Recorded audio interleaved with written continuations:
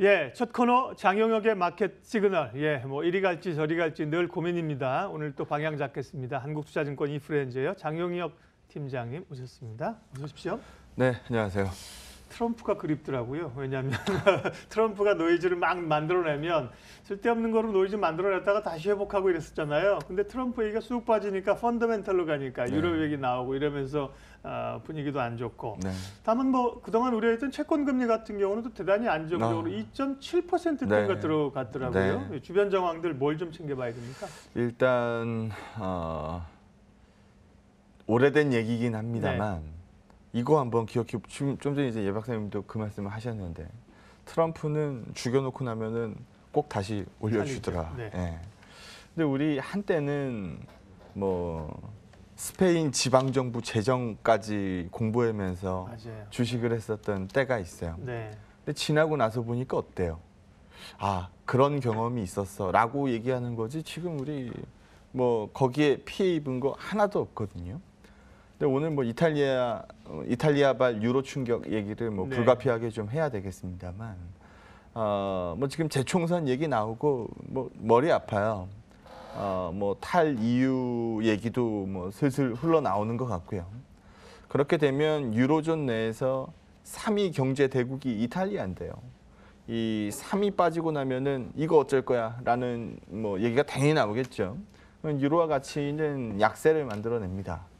유로화 가치가 약세로 만들어지면 반대 포지션 달러 같은 경우에는 강세로 쭉쭉 밀려 올라가거든요. 그러니까 달러 강세가 금리 상승과 동반돼서 동행되는 그림으로 나오게 되면 시장에서 정말 문제 생긴 거 맞죠. 근데 지금 좀 이따 차트 보여드리겠습니다만 예. 채권 수익률이 어마무시하게 부러집니다. 채권 수익률 빠지는 거는 사실 독일 국채도 마찬가지고요. 미국 국채도 마찬가지고 안전자산으로 표시되는 미 국채고 독일 국채이기 때문에 시장이 좀 어지럽게 돌아가면은 채권 수익률 빠지면서 즉 채권 가격이 올라가면서 안전자산 선호도를 좀 자극하게 됩니다. 지금 전일 보여줬었던 이 뭐 이탈리아발 충격이라고 얘기를 해야 될까요? 그게 시장에 미친 충격이 작지 않다라고 보고 있고요. 달러가가 뭐 지금 95피를 이 장중에 넘어갔었던 상황인데 이게 우리 대한민국 원화한테 얼마만큼 이 영향을 미치느냐가 뭐 중요한 포인트 아니겠습니까? 간밤 여계환율이 7원 10전 올랐어요. 1,083원입니다. 그래서 최근 1,080억 되면은 뭐 원달러 환율상으로는 약간 고점 인식하는 분위기가 굉장히 역력했었는데 과연 오늘 시장에서는 이 위로 뚫어낼지 아닐지 그 부분에 대한 관심이 좀 모아질 것으로 보여집니다. LCLB 얘기는 뭐 루머 사항이라고 이제 밝혔으니까요. 예. 뭐 과도한 하락이었으니까 뭐 전일 뭐 시간 외에서 돌리는 그림이 일부 있었습니다만 저는 그게 뭐 옳다 그르다 이 얘기를 떠나서 좀 다른 접근을 해서 좀 하나만 말씀을 드리면 어제 LCLB가 막판 3시서부터 3시 반까지 아주 난리가 났거든요. 코스닥도 강보합에서 마이너스 1%까지 다이렉트로 갔으니까요. 근데 제가 최근에 이제 바이오 쪽 얘기하면서 멀리 가지 마세요. 멀리 갈 필요도 없고 마운드 먹고 싶으면 삼성전자 아니면 셀트리온 아니면 삼성바이오 이 두 개면 사실 충분한 거 아닙니까? 바이오 시밀러 값으로 대표되는 뭐 상단 최상단 대표주들이 있고 그래서 너무 멀리 가지 맙시다라는 부분 말씀을 드렸는데요. 어제 셀트리온이 마이너스 0.18%, 예. 삼성바이오가 플러스 0.93%. 그러면 어제 막판에 크게 바이오 전반적으로 다 크게 흔들렸는데요. 거기에서도 묻어나지 않는 종목, 좀 이런 종목들 쪽 요즘 시장이 좀 어지러워지니까 안정성을 추구할 수 있는 종목들 쪽 바이오를 노리더라도 안정성을 추구할 수 있는 종목들 쪽으로 슬림화시키는 게 조금 더 필요해 보입니다. 네. 왜 안정성을 얘기하는지 그 부분 얘기를 한번 해보도록 하죠. 제 방송 오래 보신 분들은 다 아실 텐데요. 지금 이 차트를 한번 보시면 좀 오래된 얘기긴 합니다만 저희가 12월 달에 역대급 1월장이 온다라는 얘기로 무조건 받아라라는 초강세 마인드를 쭉쭉쭉 끌고 갔었죠. 12월장이 되게 재미없었습니다. 그리고 나서 정말로 1월장이 정말 불을 뭐, 뿜었죠. 예, 네. 뭐 죽기 전에 이런 장 또 오니 네. 뭐 이런 얘기들을 주고받을 정도로 굉장히 화랑장이 열렸었죠. 그리고 제가 딱 여기서 자 이제 그만라고 하고 뛰어내렸으면은 뭐 최고의 패널이 됐을 텐데요. 2월 초 분위기 때 일말 있죠. 네, 급락을 보였어요. 제가 그때 뭐 워낙 빠른 속도로 좀 빠져나갔고 타이밍을 잡지 못해서 후반부 쪽에서 지금이라도 나갈까요는 아닌 것 같습니다. 네. 차라리 여기까지 빠진 거면 받아냅시다라는 부분들을 말씀 많이 드렸고요. 그 이후에 시장은 여러 번 회복을 보였습니다. 그때 딱 하나 경계한다 그랬어요. 미국과 중국의 정면 충돌만 아니면 됩니다. 근데 뉴스상으로 봤을 때는 꽤 어지러운 얘기들이 많이 나왔고 그 이후에 탄성이 좀 많이 떨어진 건 사실입니다. 근데 지금 여기 보시는 것처럼 기고 있거든요. 오랜 동안 기다 보니까 이평선들이 어떻게 됐어요?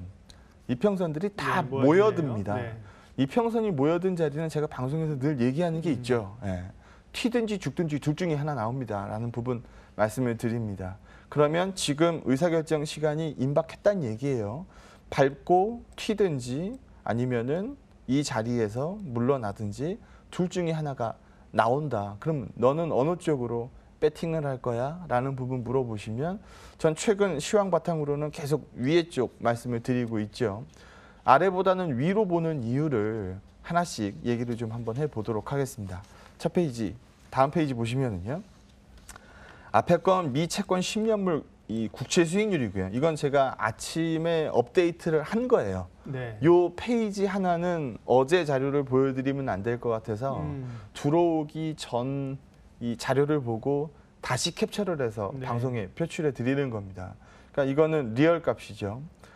그리고 옆에 거는 달러가, 달러 인덱스 보여드리는 겁니다. 지금 올 초에 제가 금리 막 올라가는 거 이때도 괜찮아 아무 걱정 없어 라고 얘기했었던 건 달러가가 빠지고 있었거든요.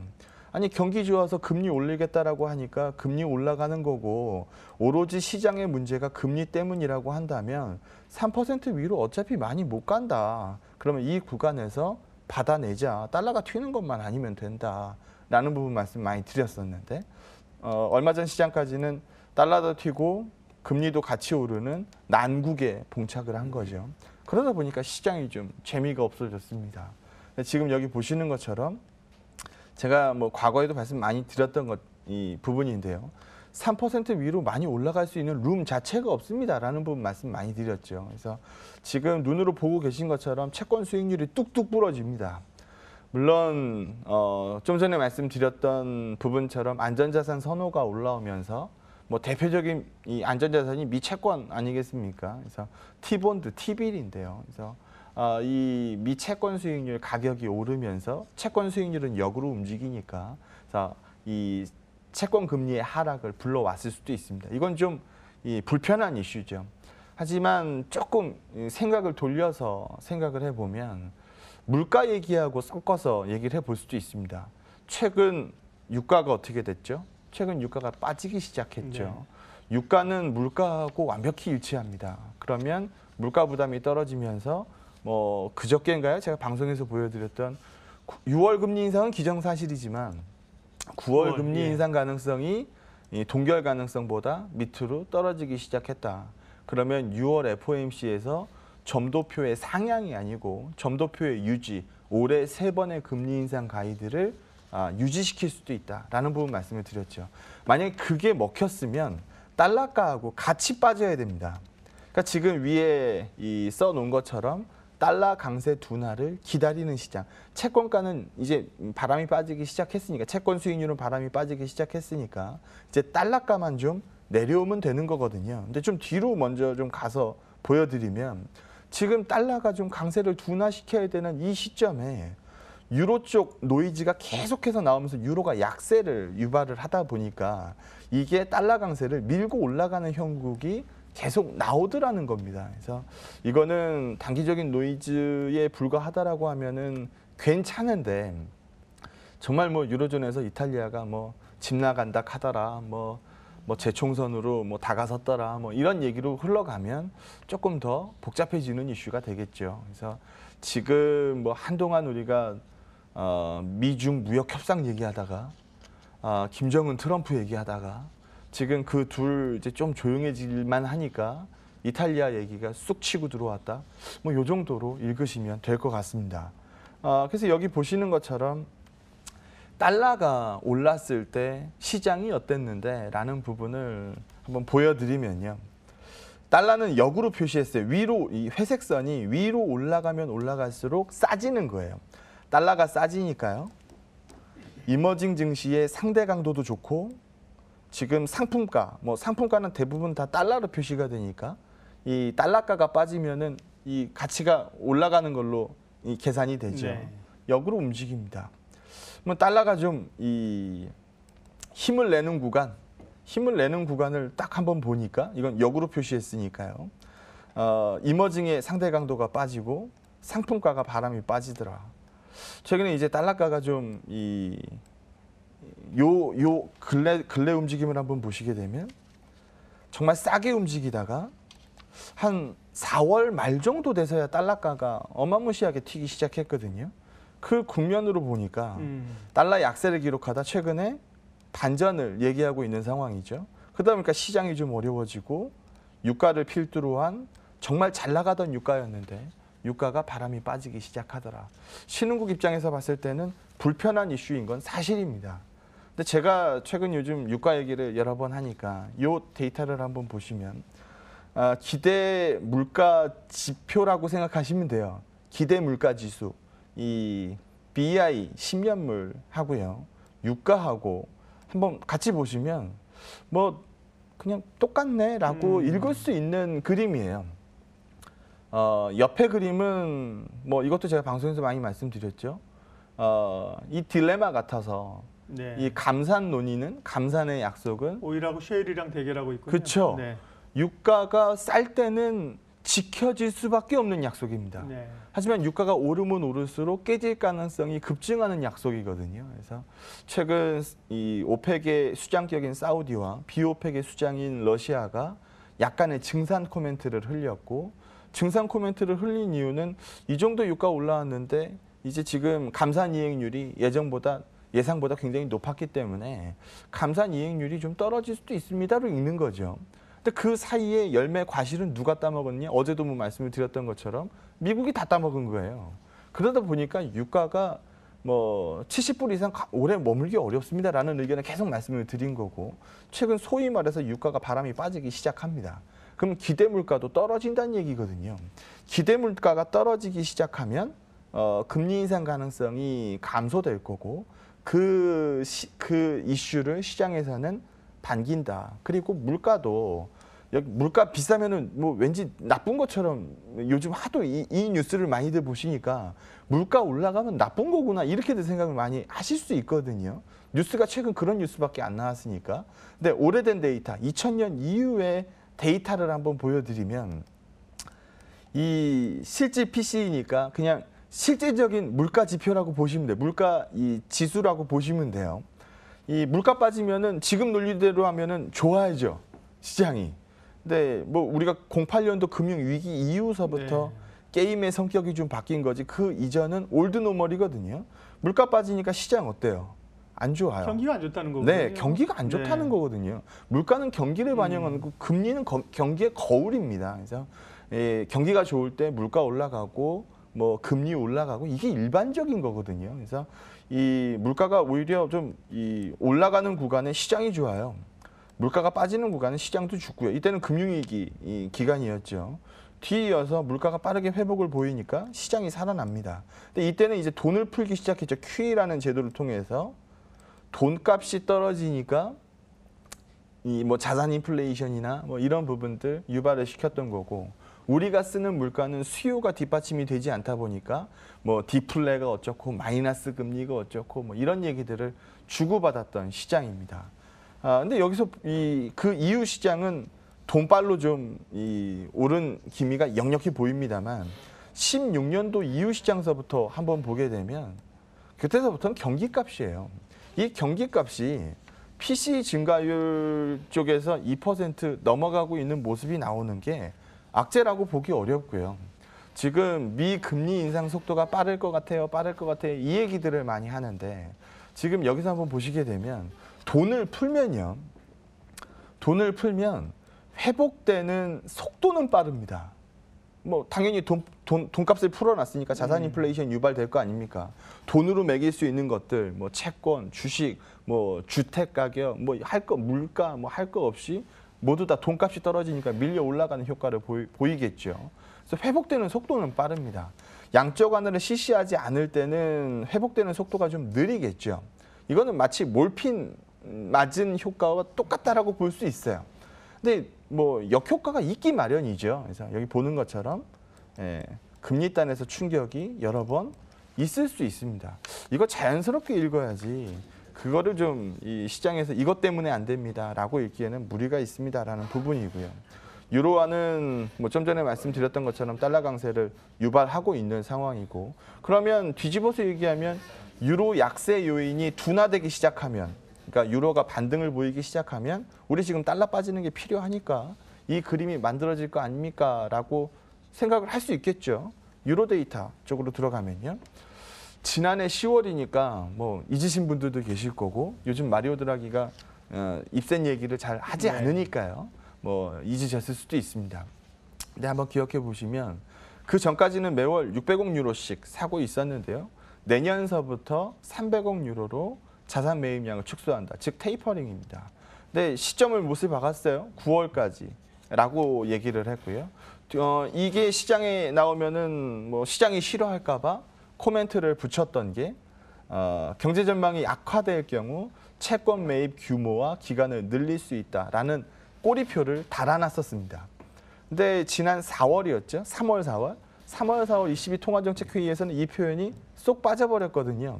지금 가이드상으로는 원래대로라면 이 9월까지 자산 매입이 300억 유로씩 들어오고 나머지서부터는 22에 이 자산 매입이 중지된다라는 가이드가 있었습니다. 그러니까 그런 그림들이 보여졌을 때 여기 보는 것처럼 유로가가 강하게 유지가 됐었던 거죠. 근데 최근 물가 데이터가 부진하게 나오면서 과연 ECB가 채권 매입을 중지할 수 있겠느냐라는 쪽으로 가이드가 모여진 거고, 그런 부분들이 유로존 이 노이즈하고 겹치면서 유로 약세 쪽으로 많이 기운 상황이라고 보시면 될 것 같습니다. 그러면 예정대로 만약에 마리오 드라기의 ECB 채권 매입이 10월서부터죠. 종료된다면 얼마 안 남았네요. 네, 그때는 유로가 더 이상 약세 요인을 갖지 않겠죠. 그래서 이 뉴스 관심 있게 한번 보시면 될 것 같고요. 네. 어제도 뭐 한번 짚었던 부분입니다만 9월 금리 인상 가능성이 동결 가능성보다 떨어지기 시작했으니 점도표가 지금 6대6 동점에서 만약에 우리가 지금 뭐 4회 인상 쪽으로 표가 는다라 그래도 놀라지 않을 텐데 시장은 일정 부분 반영을 했으니까 만약에 6대6 동점이 유지된다면 뭐 이런 부분들은 상당히 달러 입장에서 봤을 때는 힘 빠지는 요인이 되겠죠. 4번 금리 인상 생각하다가 3번으로 굳어져 버리는 거니까요. 그래서 이런 카드들이 좀 나온다라고 하면 맨 앞에서 봤었던 것처럼 이평 모인 자리에서 방향성 결정을 해야 되는데 지금 아래보다는 위쪽을 볼 수 있는 요인들을 설명하는 거 아닌가라는 생각이 좀 듭니다. 뒤에 좀 프론티어 마켓, 뭐 최근 뭐 베트남 증시를 비롯해서 뭐 충격을 미쳤던 뭐 이것도 달러 강세하고 연관되는 부분이거든요. 준비된 내용이 있었습니다만 시간 관계상 내일 해야 될 것 같습니다. 그러니까 지금 주변에 사실 투자 환경들을 쭉 점검해 주셨는데 녹록지는 않아요. 최근에 환경들이 좀 비우호적인데 종합적인 결론을 내보면 그래도 답을 내라면 위냐 아래냐고 하면 위쪽을 설명할 수 있는 내용이라는 얘기였고요. 말씀하신 것처럼 베트남 증시 이야기가 굉장히 궁금합니다. 베트남이 난리가 났었습니다. 다들 돈이 몰려가고 주가가 올라갔는데 느닷없이 주가가 또 급락을 하고 뭐 가상화폐 사기 사건 뭐 이런 것까지 연구됐는데 그 얘기는 내일 하죠. 내일 하죠. 왜냐하면 또 뭐 시기적으로 당장 오늘 내일은 아니지만 굉장히 중요한 얘기인데 베트남 얘기는 내일 좀 주제를 좀 밀어놓고 분석하도록 하겠고요. 자, 시장 대응은 그럼 어떻게 해야 될까요? 어제 HLB 보면서 많이들 놀라셨을 텐데 최근에 그런 말씀 많이 드렸어요. 어차피 세계의 축입니다. 세계의 축이고 종목을 많이 늘릴 필요도 없어요. 요즘 HTS에 딱 6종목 떠 있으면은 시장 보는데 아무 지장 없습니다. 삼성전자, SK 하이닉스, 반도체를 대표하죠. 뭐 현대건설, 현대엘리베이터, 뭐 대북 이슈를 대표합니다. 바이오, 셀트리온하고 삼성바이오. 요 6종목 열어놓으면 시장 분위기 그대로 눈에 보이거든요. 그래서 안정성 쪽으로 좀 큰 종목들 중심으로 말씀을 드리고 있으니까요. 요 6종목 내에서 돌아가는 순환매. 다른 종목들은 눈길에서 많이 멀어진 증시니까요. 6종목 중심으로 시장 순환매 체크하시기 바랍니다. 네. 좀 전에 말씀드린 것처럼 그 HLB 관련된 이야기는 잠시 후에 이학영 의원님 만나고요. 이어서 이제 진양곤 HLB 회장 저희가 직접 인터뷰하기로 돼 있거든요. 그 내용들 알아보도록 하겠고요. 장영혁 팀장님 이야기는 베트남 얘기는 내일로 좀 미뤄놓고 오늘 여기까지 하겠습니다. 장영혁 팀장님 함께했습니다. 고맙습니다. 네, 고맙습니다.